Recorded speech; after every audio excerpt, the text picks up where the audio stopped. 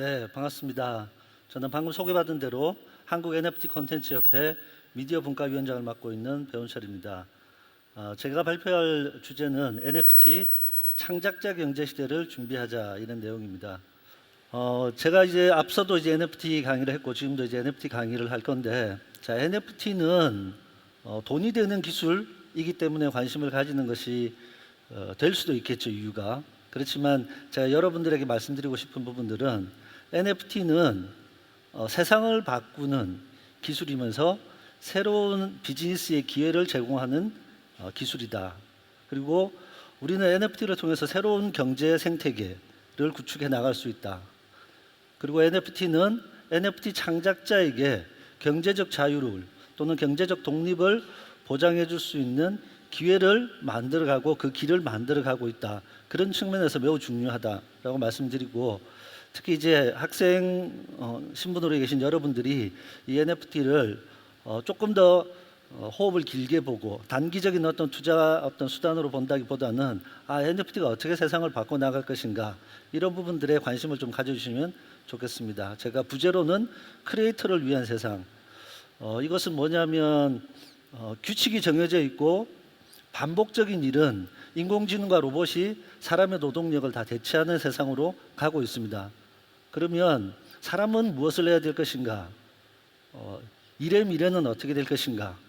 이런 부분들을 고려해 봤을 때 사람은 근본적으로 창작이라는 활동들을 하게 되어 있습니다. 근데 그 창작이라는 활동들이 그동안은 경제적으로 독립하기 어렵거나 경제적인 수익이 다소 부족하다, 이런 생각들이 들었는데, 이제 NFT는 이러한 경제적 자유와 독립을 제공해 주기 위한 길을 열어가고 있다는 측면에서 매우 중요하고, 크리에이터, 창작자로 활동하기만 해도 우리의 경제 활동이 괜찮아진다. 이제 이런 부분들에 대해서 여러분들하고 얘기를 해보도록 하겠습니다.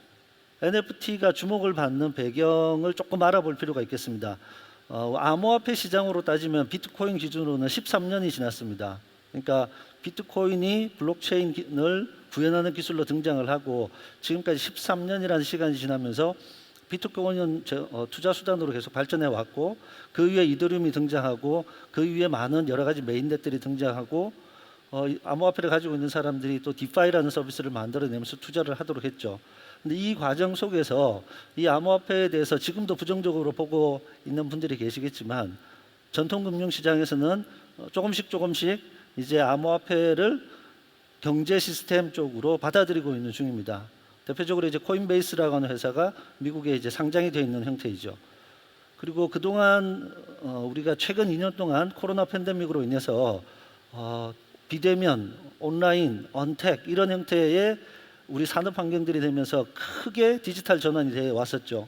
그러다 보니까 디지털 전환 속에서는 디지털 콘텐츠의 시장이 확대되는 것을 가져왔고, 이 디지털 시장이 확대되는 가운데 그럼 디지털 자산들을 다시 돌아보게 되고, 이 디지털 자산에 대한 투자 가능성들을 살펴보게 됐습니다. 그와 더불어 블록체인의 기술이 발전하고 NFT라는 것이 전면에 등장을 하게 됩니다. 그리고 뭐 최근에도 그렇지만 전통 금융 시장에 이제 불안정성이 이제 생겨나게 됐습니다. 뭐 양적 완화를 하고 있고 지금 양적 긴축을 하고 있죠. 그래서 주식 시장이나 이런 시장들이 되게 크게 요동치고 있는 상황 속에서 크립토 시장, 암호화폐 시장이라는 부분들이 관심을 갖게 되고, 그 중에서도 디지털 자산을 뭔가 거래할 수 있는 부분들에 NFT라는 것이 등장을 하고 관심을 받게 된 거죠. 그러면 이러한 부분들이 우리 주변에서 쉽게 이해할 수 있는 것 중에 설명을 해보자라고 하면, 여러분이 이제 비행기 티켓을 샀다라고 하면 거기에는 이름이 적혀 있죠. 이름이 적혀 있고 어떤 비행기 몇 시에 출발하는 거고 좌석 번호가 지정되어 있습니다. 그렇기 때문에 내가 가지고 있는 티켓을 다른 사람과 바꾼다라고 하면 전혀 다른 자리에 가서 앉게 되는 거죠. 그게 어떤 거는 이코노미석이기도 하고 어떤 거는 비즈니스석이기도 하니까 또 그걸 교환한다고 하면 가치들이 달라지는 겁니다. 여기에는 이제 소유자라고 하는 사람의 소유 정보가 더 들어있고, 어떤 항공사에서 발행했는지에 대한 발행자의 정보들도 들어있는 것이죠. 이걸 이해하게 되면 이런 형태가 되면 NFT가 되겠구나라는 거고, 여기에는 이제 우리가 예술 작품으로 따져보면 작품명, 작품 설명, 작가 이름, 그리고 얘는 증서기 때문에 이 자체가 디지털 자산을 표현하는 건 아니에요. 그 원본 작품이 어디에 저장되어 있는지에 대한 주소값, 크게는 이 네 가지를 가지고 있습니다. 그러니까 작가 이름이 있다라는 것은 창작자가 누구인지 아는 것이고, 이 작품명과 작품 설명이 이 디지털 원본에 대한 것이 어떤 것인지 설명을 하고 있고요. 그 원본 주소를 찾아가 보면 그 디지털 작품 원본을 확인할 수 있는 그런 구조로 되어 있습니다. NFT가 본격적으로 대중에게 등장한 것은 여러분도 아시는 것처럼 작년 이제 3월달에 크리스티 미술경매에서 비플의 작품이 막 786억 원, 뭐 이게 800억이기도 하고 700억이기도 하는데 환율의 문제고, 생존하고 있는 현재 작가 중에서 가장 비싸게 거래되는 세 번째 작품이 되었습니다. 싱가포르에 있는 투자사인 메타펄스의 메타코반이라는 사람이 구매를 했고요. 이 메타펄스라는 회사는 NFT에 투자를 하는 투자사 중에 한 군데입니다. 그리고 국내에는 이제 후랭키 작가가 작년에 이제 60억 원 정도의 작품을 거래한 내용들이 있습니다. 작년에 이렇게 대중적으로 등장했지만 실제 NFT의 개념은 2015년부터 만들어졌었고, 그리고 여러분들이 들어보실 수 있는 크립토키티라고 하는 프로젝트에 대해서 대중적으로 알려지고, 그 이후에 크립토펑크라고 하는 프로젝트들을 통해서 또 확산이 되고 있었습니다. 올 초 이제 금융연구원에서 보고서를 냈는데 이 NFT의 종류를 보니까 한 5가지 유형이 있더라라는 겁니다. 첫 번째가 아트, 예술품을 담고 있는 NFT, 가장 우리 주변에서 지금 많이 얘기되고 있는 것 중에 하나고요. 두 번째는 실물형 NFT, 내가 실체로 무엇을 가지고 있는데 그걸 이제 NFT로 발행하는 형태입니다. 세 번째가 이제 게임 아이템 NFT, 여러분이 이제 위메이드를 통해서 들어보셨던 것처럼 게임을 하고 그 게임에 있는 아이템들을 내가 소유하기도 하고 거래하기도 하는 P2E, Play to Earn이라고 하는 프로젝트들이 이 게임 아이템형 NFT고, 제가 노란색으로 표시해 놓은 것은 앞으로 풀어가야 될 것들이 많은 영역입니다. 네 번째는 이게 결제 수단형으로 NFT를 하겠다. NFT를 사는 것으로 어떤 결제를 대신하는 것에 대한 부분들이고, 공연 티켓 같은 것들을 이제 이런 식으로 거래를 하고 있습니다. 다섯 번째가 이제 또 논란이 되고 있고 논란이 될 수 있는 증권형 NFT. 이걸 소유하게 되면 내가 특정한 자산의 지분을 일부 보장받는 것으로 발행되는 형태입니다. 자, 그렇게 해서 NFT를 사람들이 여러 가지 얘기를 하는데, 이 NFT를 발행하는 종류에 따라서 NFT를 해석하는 것들이 달라지기 때문에 어떤 형태의 NFT로 발행되어 있느냐에 따라서 그걸 해석하고 또는 평가하는 부분들의 가치가 달라진다. 이렇게 여러분들이 좀 이해하고 있으면 될 것 같습니다. NFT 산업을 그럼 주목해야 되는 이유는 무엇이냐? 첫 번째는 그동안 디지털 콘텐츠라는 것은 무한복제가 가능했기 때문에 원본 증명이 어려웠습니다. 근데 NFT를 통해서 저작권을 보호하고 원본 증명이 가능해졌습니다. 두 번째는 이렇게 발행된 NFT 자체는 블록체인에 기록되기 때문에 그 자체의 증서가 유변조되지 않습니다. 세 번째는 이 원본 증명에 대한 부분들이 가능해졌고, 소유권 확인과 누가 이것을 가지고 있다는 거, 그리고 그것이 이후에 다른 사람들한테 거래가 됐을 경우에 거래 내역들을 추적 가능하다는 부분입니다. 그리고 NFT는 아까 실물형 NFT가 있었던 것처럼 물리적 자산에 대해서도 발행을 할 수 있고 디지털 자산에 대해서도 발행이 가능합니다. 그리고 피지컬한 물리적인 것과 디지털인 것들 모두 발행이 가능하니까 우리 주변에 있는 어떤 자산들도 발행이라는 측면에서는 모두 다 NFT로 발행 가능하다라는 것이고요. 그리고 이게 소유권을 가질 수 있다는 것이 있기 때문에 내가 가진 소유권을 다른 사람한테 넘겨주는 것이 거래잖아요. 그래서 디지털 자산을 거래할 수 있도록 하는 길이 열렸다라는 것이 대단히 중요한 사항들입니다. 그리고 향후에 NFT는 특정한 NFT를 소유하고 있을 경우에 그 NFT를 소유한 사람이 디지털 세계, 앞으로는 이제 메타버스라고 할 수 있겠죠.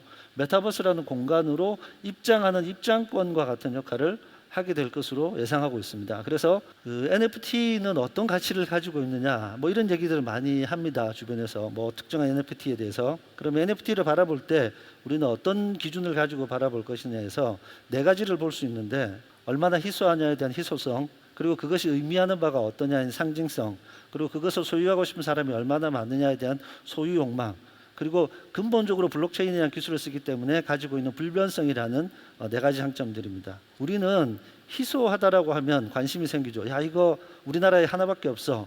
야, 전 세계에 10개밖에 없어. 이렇게 되면 희소하죠. 비트코인 자체는 총 발행량이 한정돼 있고 발행 주체가 누구가 있는 게 아니라 시스템적으로 발행되고 그것이 총 발행량의 한계가 정해져 있다는 것만으로 희소적인 가치를 가지고 있습니다. 그리고 그걸 소유했던 사람들이 자기 개인 키를 잊어버리거나 또는 이제 불의의 어떤 문제로 인해서 개인 키를 분실했다거나 하면 그 비트코인은 이제 거래가 안 되는 거죠. 그러면 실제 유통할 수 있는 비트코인의 양은 점점 줄어들고 발행량은 정해져 있고 이렇게 되면 희소한 자원으로서의 가치를 가지고 있는 거죠. 근데 그것이 이제 새로운 투자 수단으로 대안으로 받아들이고 있기 때문에 가치가 계속 올라가는 구조를 가지고 있습니다. 미래 상승에 대한 가치가 있는 것이고, 다만 우리 희소하다고 해서 모든 것이 가치가 있는 것은 아니죠. 우리 주변에 단 하나만 있는 것들 많이 있잖아요. 근데 그것은 희소하기는 한데 희소한 것만으로 부족한데 그 다음은 그것이 가지고 있는 상징성이 있어야 됩니다. 이걸 뭐 아우라라고 얘기해도 되고 의미라고 얘기해도 되는데, 상징성의 대표적인 게 우리 명품이죠. 어떤 특정한 명품을 내가 가지고 있다면 그 명품이 가지고 있는 상징성, NFT에서는 이 상징성에 대한 부분들을 히스토리와 스토리가 결합된 것으로 봅니다. 역사적으로 어떤 시점에 의미 있는 사건이 있었다라고 하면 그것은 우리가 상징을 가지고 있는 거죠.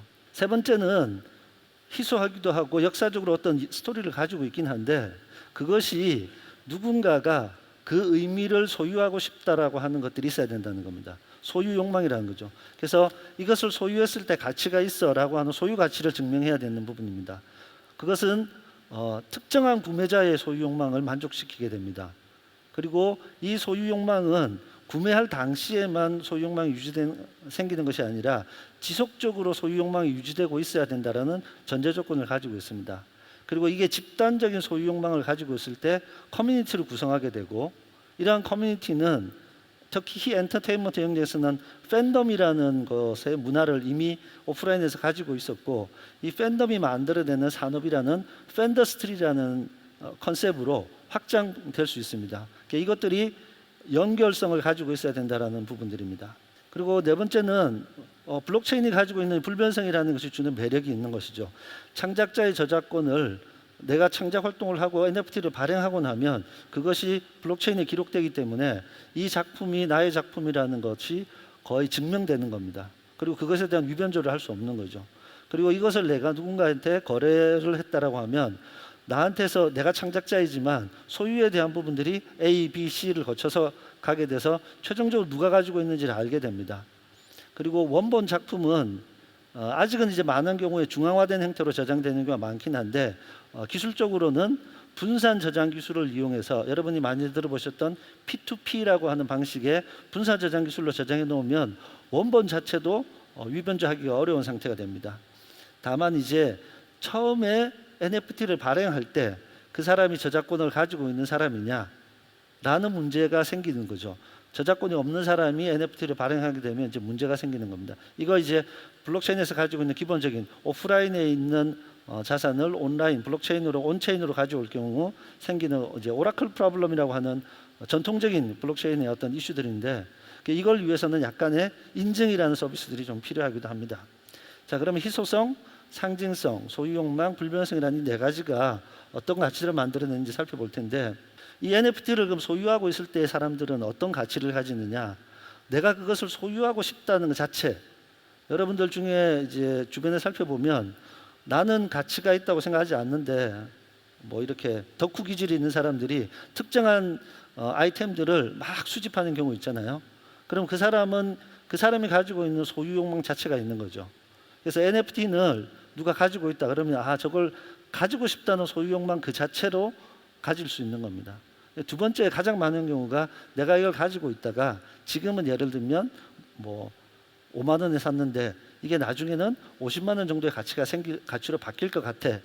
투자의 기회고, 투자의 기회라는 것은 내가 적정한 미래의 시점에 팔았을 때 내가 구입한 금액보다 판매하는 금액의 차이가 있을 것이다라고 보는 거죠. 많은 경우 이렇게 투자를 하고 있고요. 세 번째는 기부나 후원의 개념으로 NFT를 사는 겁니다. 이게 이제 팬덤에서도 일부가 있죠. 내가 좋아하는 어떤 아티스트들에 대해서 내가 후원하는 형태의 개념으로 NFT를 구매할 수 있습니다. 네 번째는 소유 공동체. 이 종류의 NFT를 구매하고 있는 사람들이 뭔가 소속감, 멤버십이라는 느낌을 가지는 겁니다. 공동체에 대한 부분들이죠. 이게 지금 유행하고 있는 프로필 픽처라고 하는 PFP 프로젝트들입니다. 향후 이 소유 공동체, 멤버십이라는 것이 메타버스와 연결되는 것이고요. 다섯 번째는 이제 사용권이라는 부분인데, 제가 용어는 사용권이라고 했고 지분이라는 표현은 좀 쓰지 않는데, 이거는 디지털 자산 유동화와 관련돼서 큰 비싼 미술품을 여러 명이 공동해서 산다거나, 예를 들면 리조트의 이용권을 여러 명이 나눠서 산다거나 하는 자산 유동화 부분에서 NFT를 가질 수 있는 부분들이 있습니다. 향후에는 이제 NFT를 가지고 있는데 내가 소유 욕망은 있기 때문에 판매하고 싶지는 않아요. 근데 가지고 있는 것만으로 어떤 의미를 담고 싶은 게, 암호화폐 시장에서 생겨났던 디파이라고 하는 프로젝트가 NFT에도 NFT를 가지고 있으면 그것이 나한테 스테이킹, 보관을 함으로써 얻는 이자 소득 또는 배당금 형태를 받을 수 있는 NFT 파이라고 하는 형태가 발전될 것으로 지금 예상하고 있습니다. 비플의 작품은 뭔가요? 이 작가가 첫 5,000일이라고 해서 매일매일 그림을 그렸던 그 그림들의 조각 5,000개를 모아서 자기 작품으로 콜라주 작품을 만들어냈던 겁니다. 그러니까 이 작품을 이 NFT라는 시장을 키우기 위해서 아까 말씀드렸던 이 메타코반이라는 NFT 펀드 운영사에서 높은 금액을 주고 삽니다. 물론 이 비플이라는 작가는 꾸준하게 디지털 아트웍 작품을 해왔던 작가이고, 이 작품을 상징적으로 구매하게 되고, 우리는 NFT에 대한 얘기를 할 때마다 비플에 대한 얘기를 하고 있습니다. 이렇게 비싼 금액으로 팔렸었어. 그리고 모든 작가들한테 NFT에 대한 가능성을 열어준 되게 상징적인 작품이죠. 두 번째는 이제 그라임스라는 일론 머스크의 아내이자 가수인 그라임스가 원인프라고 하는 제목의 디지털 작품 10점을 경매에 올립니다. 경매가 시작하고 20분 만에 한 하루 약 60억 원에 낙찰이 됩니다. 이거는 이제 NFT 거래소 중에 니프티 게이트웨이에서 거래가 되는데, 셀럽의 유명세는 관심을 가지게 되죠. 그리고 여기 보면 아래쪽에 오른쪽에 그림에 보면 아기 천사가 있고, 배경은 우주에 대한 배경인데 일론 머스크가 주장하는 화성 가자 하는 이 우주 배경을 하고 있습니다. 이런 것들이 스토리적으로 잘 묶여서 사람들한테 관심을 받고 구매가 됩니다. 다음으로는 이제 트위터의 창업자 중에 한 명인 잭 돌시가 자기가 첫 번째 올렸던 트윗을 판매를 했습니다. 이게 이제 33억 원 정도의 낙찰이 됐고요. 잭 돌시는 이거에 대한 수익금을 이제 아프리카에서 코로나로 이렇게 고생하는 사람들을 위해서 아프리카 자선단체인 기브 다이렉틀리라는 곳에 기부하기로 했습니다. 그래서 33억 원에 팔렸습니다. 이것은 역사적으로, 그러니까 트위터 서비스의 첫 번째 트윗인데 잭 돌시가 썼던 거야. 이런 상징성과 의미들을 가지고 거래가 됩니다. 요 후속에 최근에는 이게 33억인데 3천만 원 정도의 재판매가 나왔어요. 이걸 소유했던 여기 시나 에스타비가 이걸 이제 팔겠다고 내놨어요. 얼마 전에. 그랬더니 이게 3천만 원 정도의 거래가 되는 걸로 나왔어요. 그럼 10분의 1 가격이잖아요. 야, 그래서 이걸 놓고 NFT 시장이 10분의 1로 줄었어, 이렇게 거품이었어, 이렇게 얘기하는 일부 몰지각한 기사들이 있었는데, 찾아보시면 제가 최근에 인터뷰했던 기사가 있는데, 이것은 뭐냐면 상징성에 대한 의미가 달라지는 겁니다. 잭 도르시가 자기의 트윗을 판매하는 것과 그것을 샀던 구매자가 그것을 재판매하는 형태의 내용들은 상징이라는 의미에서 꽤 많이 달라집니다. 그 다음은 이제 이세돌이 알파고와 바둑을 뒀던 2016년도입니다. 5국을 뒀고 네 번째 4국에서 78수의 이세돌의 그 신의 한 수라는 착점 때문에 알파고가 돌을 던지는 여기 얼럿이 화면에 뜹니다. 그래서 인간 바둑 기사가 인공지능 바둑 기사를 처음이자 마지막으로 이긴 바둑 경기예요. 그 이후에 인간 바둑 기사는 인공지능 바둑 기사한테 이기지 못합니다. 그래서 이 역사적인 사건에 제4국, 5국이 있지만 이 4국만이 역사적으로 의미가 있다는 겁니다. 특히 78수라고 하는 그 순간, 이 역사적으로 의미를 가지고 있고, 그것이 이제 NFT로 만들어졌을 때 우리는 거래를 할 수 있는 겁니다. 윤송아의 낙타의 꿈은 배우가 원래는 이제 미술을 전공한 사람이고요. 그리고 이게 이제 작년 부산 행사 때 1억과 2천만 원, 낙타와 달은 1억, 낙타와 해는 2천만 원. 야, 두 개가 거의 비슷한데 하나는 1억이고 하나는 2천만 원이야? 사실 그거에 대한 부분들에 좀 이슈가 있긴 합니다.